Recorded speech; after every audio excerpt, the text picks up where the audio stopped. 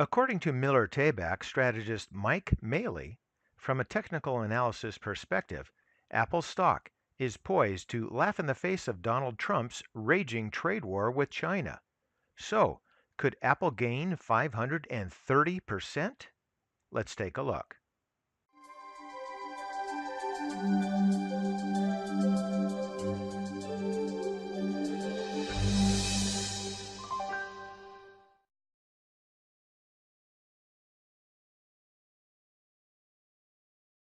Apple stock has recently formed what traders call a golden cross chart pattern.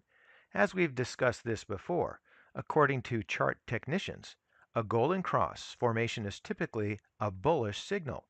As shown in this chart here, a golden cross formation happens when a short-term moving average crosses over a longer-term moving average.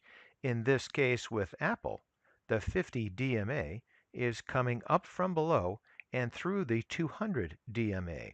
And it's interesting to note that Apple stock has made this pattern considering the overall risks Apple faces with the heightened US-China trade war. Matt Maley notes that Apple stock made significant gains following the past three golden cross patterns that you can also see here in this chart. Maley's research shows gains of 530%, 110%, and 130%. If things calm down, at least in the stock market, which is asking a lot, Maley says the upside could be quite bright for Apple. Maley further stated that given the fundamental issues surrounding the stock, investors should keep tight stops on any new long position in Apple. But if history is any guide, it could rally quite a bit from current levels. Is a 530% upward move realistic? Through 2018, Apple has been granted 2,160 patents, suggesting the company still has a lot more to innovate. Apple's thousands of patent grants show that the Cupertino company is highly dedicated to producing new products and services. However, the future of Apple is hidden within thousands of patent applications. Based on the research and development, Apple's future will likely include augmented reality, virtual reality, wearables, health and fitness, autonomous driving, and other varied products applicable to all of these devices and more. In 2019, Apple is expected to spend about $13 billion on research and development. However, investors will likely have to wait for the new generational products to be released.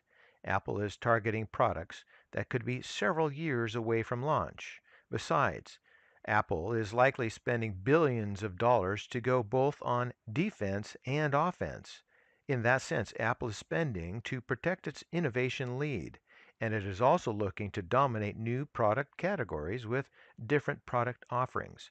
According to Bank of America, investors may be guilty of underestimating the size of new markets targeted by Apple. As an example, Apple's wearables business is barely 5 years old, and as a standalone entity, it would be a Fortune 200 company with $15 billion in sales.